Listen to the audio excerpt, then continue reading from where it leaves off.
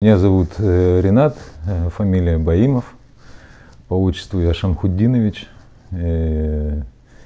Сейчас я занимаюсь творчеством, пишу пьесы.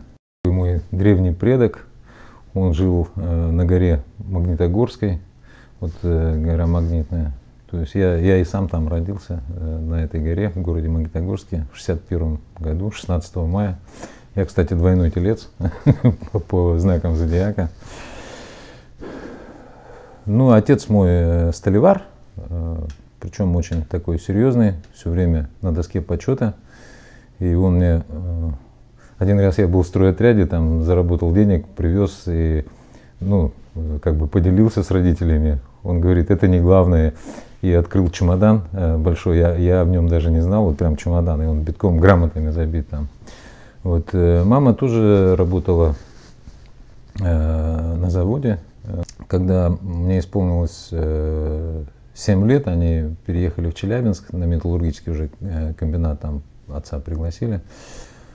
Значит, ну, закончил школу и, как всякий нормальный башкирский парень, решил стать лесником и пчеловодом. То есть я поступил с ПТУ номер 13 на пчеловода, отучился и даже некоторое время работал. Вот. Но работать в лесу молодому человеку, ну, сами понимаете, скучно, да, там все на танцы ходят. Я переехал в город, стал работать монтажником железобетонных конструкций в Промстрой-2 Челябинского металлургического комбината. И занимался художественной самодеятельностью, стал лауреатом там областных смотров, писал сценарии, возглавлял агитбригаду. Ну, однажды 9 мая мы должны были там с концертом выступать, и певец, который пришел, настолько, видимо, хорошо отдохнул 8 мая, что не мог спеть песню. Я оказался единственный, который знал слова. День Победы такая, День Победы, как он был от нас далек, как в огне потушен таял уголек. Мне пришлось ее спеть. И когда все ушли, один человек подошел ко мне и сказал, что у меня голос, я талантливый, дал мне свой телефон. Значит, ну, он мне как-то показался подозрительным, я телефон выкинул. Потом случилось так, что через некоторое время я с ним снова встретился, но это вот в мае было, а это было осенью поздней, во время дождя. Он шел по подземному переходу, где я спрятался, и увидел меня и закричал на весь подземный переход таким теноровым голосом: «О, Ренатик, мой талантик, там то-то, то-то». Я думаю, ну, какой-то там что-то так мне... Я его, в общем, под ручку, думаю, еще кто-нибудь увидит. И, ну, сам вместе с ним вышел с другого входа, и он говорит: вот мой дом, я, говорит, здесь живу, и пригласил меня к себе. Ну, я решил к нему зайти. Зашел и познакомился. Это оказался сын бывшего директора завода Серго Орджоникидзе, который делал вот «Катюши» первый, вот именно он делал. Он был сам врач и очень увлекался классическим пением и дружил со всей театральной, богемной аристократией Челябинска, города Челябинска. И через него я познакомился с Наумом Юрьевичем Орловым, имени которого названо. Ну, если честно сказать, это такая чисто еврейская компания. И они как-то меня приняли, и они меня, ну, научили петь. Я, например, Верди, Фиеско на итальянском языке. Я, кстати, мне Валерий Павлович сказал, он мне посоветовал поступить в институт, и когда стали учить это произведение, он сказал, что это для начинающих там вокалистов. Ну, а я, поскольку тогда был неграмотный, думаю, раз для 1 класса взял, просто выучил, приехал сюда в Уфу и попал в класс к Римме Мухтаровне.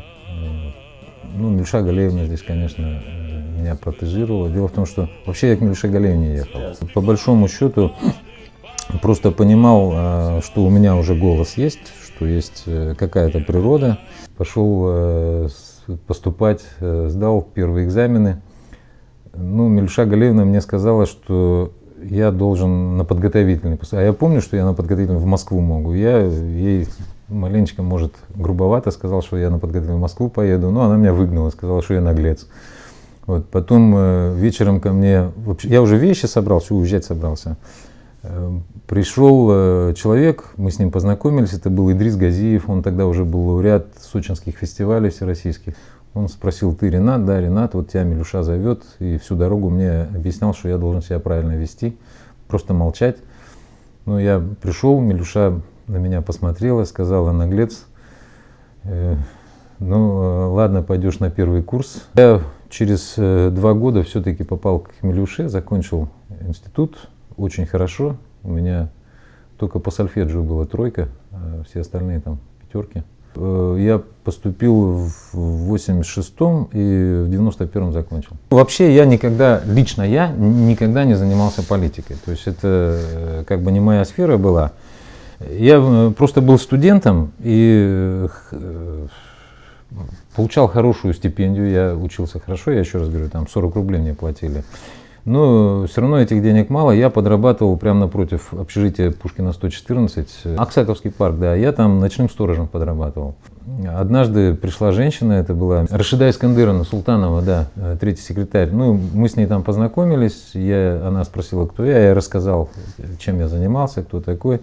И она меня попросила написать сценарий «День трезвости».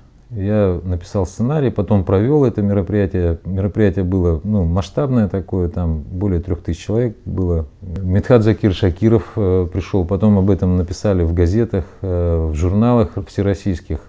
«Трезвость и культура» такой журнал был. Ну и я понял, что есть такая ниша. В общем, вот в основном башкиры — это сельское население. То есть они приезжали и здесь такие не были дружными, что ли, не были вместе. И вот приходили на танцы, там у нас была танцплощадка, и постоянно им там то выгоняли, то еще. И я решил делать башкирские дискотеки. Появилась еще такая тема, мне ее подсказал с караван-сарая Амир Туйгунов, Урал-Моно. Значит, я стал делать Урал-Моно, потом Халаукай, потом Яшлик-шоу. Ну, в общем, вокруг меня образовалось очень много вот именно башкирской молодежи. В том числе и стали приходить ребята, вот Артур Идельбаев пришел, говорит: давай газету делать. Ну, деньги были, мы стали издавать там газету «Аран». Потом Айрат Дильмухаметов там появился, тот вот чисто политикой уже занимался. Вот они занимались политикой, а я занимался как бы продвижением там. СБМ появился в 86-м я приехал, в 88-м году СБМ, мы организовали СБМ. И я был до 93-го года, возглавлял Союз башкирской молодежи. Но я, честно говоря, я как возглавлял? Я просто был старше всех там лет на 10. Там, и при деньгах, при финансах, так сказать, у меня была такая возможность. Я помогал вот творческим лицам, которых, я вот встречал в своей жизни, да, встать на ноги. Скажем, вот группа «Караван-сарай», я им купил первое оборудование, там, стоимости тогда машины. Да. Джаз-оркестр Олег Киреев пришел, говорит: Ренат, давай. Джаз-оркестр сделали в башкирской филармонии. Потом Флорид Саттаров предложил сделать симфонический оркестр. Мы целый год с ним содержали симфонический оркестр. Потом, благодаря Халяф Альфединовичу, денег не было уже содержать. Это вот Халяф Альфединович поддержал эту идею. Вот у нас на сегодняшний день симфонический оркестр. Там Дервиш, Урал-Моно, там это все уже накатом шло, стало государственной программой. Кстати, это тоже Халяф уже, я когда ушел. Вообще, первые рассказы я еще в школе писал. Значит, на уроке географии, я помню, на уроке ботаники писал такие рассказы. Вот. Потом, у меня очень много стихов, такой вот басни там. А серьезно, уже вот когда вот с Москвы приехал, я в Москве работал, таким большим начальником, как раз вот по соседству с Ради Фаридовичем в городе Истра. Когда приехал, у меня, причина здесь была, дети уже взрослые, там в армию собирались, надо было как-то за домом там присматривать. И здесь как раз я сломал ногу, приехал сюда.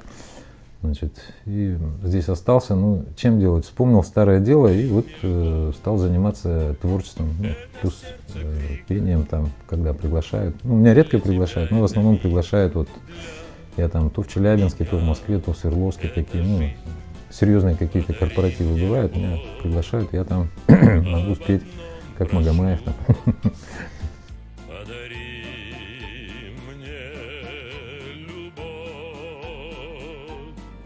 Звезды падают, падают, падают, падают звезды.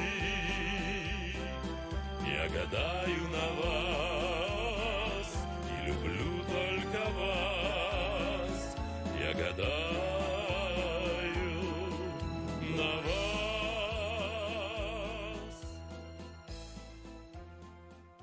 Но есть разные люди. Если подходить, ну, скажем, есть, он, правда, меня все время там костерит и материт, там, и ругает там по-всякому, но тем не менее я отношусь к нему вполне доброжелательно. Там есть такой Зигат Агай Султанов, там, этот писатель, он такой вот народный источник, такой ручеек, который вот помнит традиции, там, истории, вот, ну, он такой герой нашего времени, но он герой с сознанием такого, ну, скажем, послевоенного периода.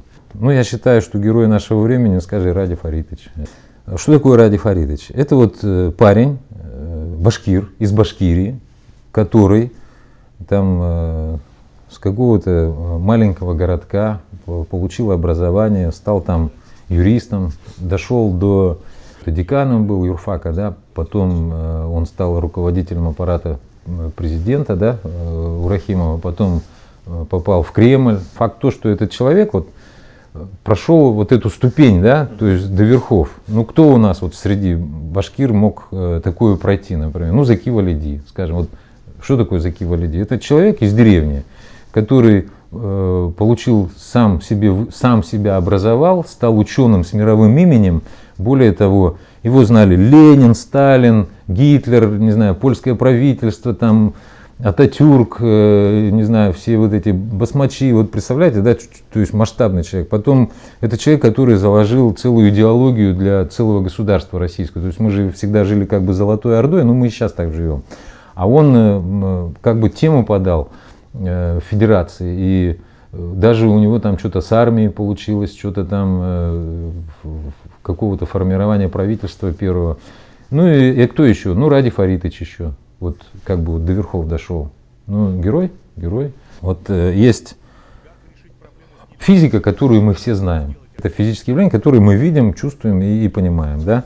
Есть еще и квантовая физика, о которой мы даже не подозреваем. Вот народ — это физика, которые живут, вот что видят, что слышат, так и воспринимают. А никто не знает, что там внутри творится, вот в этой квантовой физике. Вот реальный политик, ну, скажем, уровня там Заки Валиди, там Ради Фаритовича, там, ну, такие большие боссы. Значит, это люди, которые уже знают, ну, некоторые тонкости. Ну, я видел в этом в Фейсбуке, там вот ваш бывший герой. Хороший парень, несомненно хороший, интересный, да, там. Но я не вижу программы ни у кого. То есть вот конкретно пришли, допустим, да, и говорим: ребята, давайте делаем вот это, вот это. Вот, например, у меня есть программа. Это был лозунг Союза башкирской молодежи: образование первично. Как бы. Ну, на моем примере, если бы я не попал случайно в совершенно незнакомый мне мир, вот этот Валерия Павловича Левина, допустим, да, там Наума Юрьевича Орлова, то, ну, наверное, я, может быть, монтажником железобетонных конструкций там и вырос бы, и стал, ну, где-нибудь на стройке бы, наверное, с узбеками работал. А так вот я книги пишу. У меня все есть. У меня есть хорошие парни, причем и родные, и приемные, я ими горжусь. Ну, есть дом, есть сад, есть машины, не знаю, что там. Ну, есть такой небольшой бизнес, который кормит. Что думаю, если говорить о Башкирии? Ну, всем, в том числе и Руслану Габасову, там, и вот Байбулатову, там,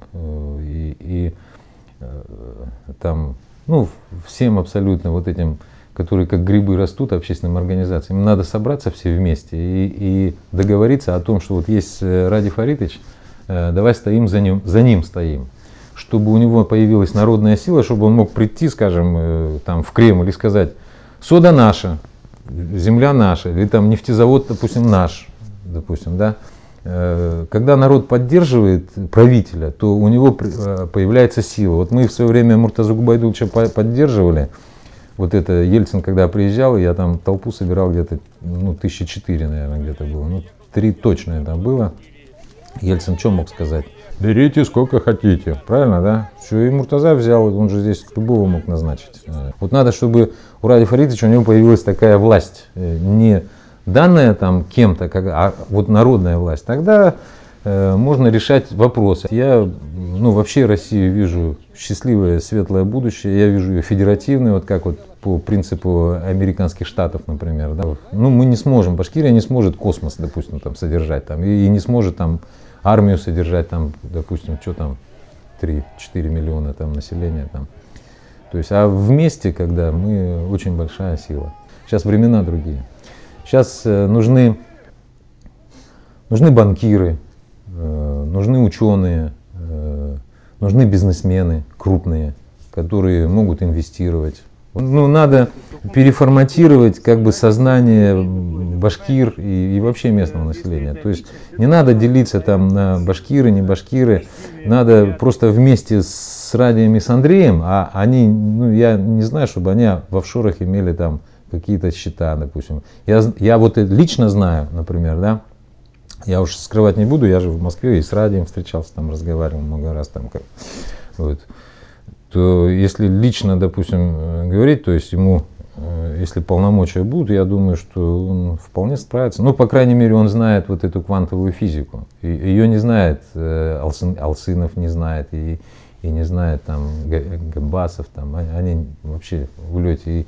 И тот же честный Вали Ахмед, там, и благородный Зигат Агай, они не знают, к сожалению. Вот. Надо вот это понять просто-напросто.